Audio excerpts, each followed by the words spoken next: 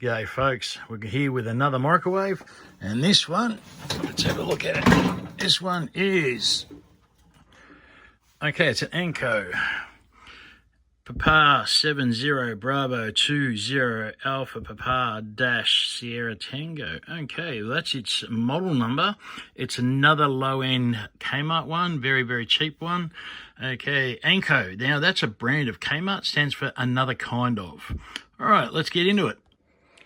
Okay, just a typical standard basic model. Magnetron, capacitor, with the wiring loom, control board, and the little infrastructure for the 3 switches, globe up there, the heat sensor, and of course the little power board just in there. Okay, slight difference to the last one. This one, the heat shield, or sorry, the light shield for the globe. That's that thing there. That when that's actually on, that basically means that the light doesn't come out and to the rest of the actual appliance. It just shines straight in through that mesh there into the meal area, or the food area or cooking area.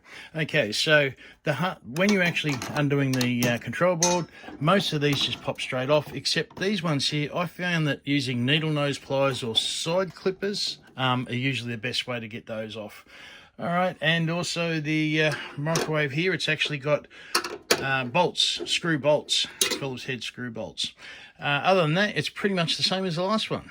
Okay, something I didn't do straight away was to open up, and in here we have pretty standard glass dish. Now this particular one, it's got a ridge around the outside, which means it will sit flat on a table, which means that's actually reusable. I don't know, if you've got a little old ladies with a cake store or anything like that, I'm sure they'll love to be able to wrap that, put something on there, wrap it up in Glad Wrap and sell the plate with the actual produce. And then with these, they also get put aside, and you get various different types of those, and they sometimes come in handy. If someone really needs one of those, they're good to trade for. All right, so just got to get the door off, and I'll secure that without smashing it, hopefully. And I'll get to the last bit of it.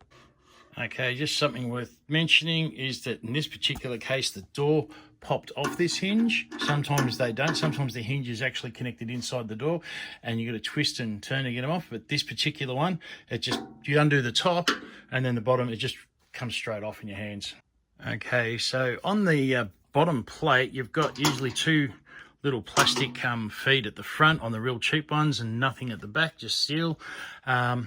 Look, they're easy enough to pop out.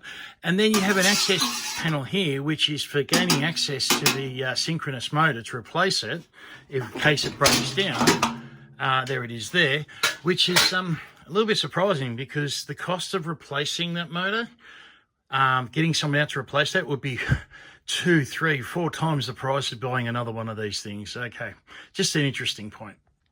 Okay, getting the last little few retaining clips and screws away from the wiring loom can sometimes be a bit tricky, but once you get the main plastic activator for the opening of the door, once you get that away, then the rest of the loom should pretty much come out. Now, I actually have a dedicated container for my looms. That's actually a Zito water vacuum tub that I collected one day, and they make really good temporary storage tubs.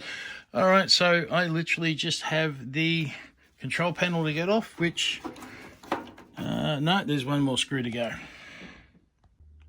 Okay guys, that's stripped and done. Just putting a couple of holes in it just in case it gets stored outside. Now I actually go through these very, very quickly, and I forget that I know how to do them. So please, if there's something you don't quite understand, point it out to me. Or if you want me to explain something a bit better, yeah, please do.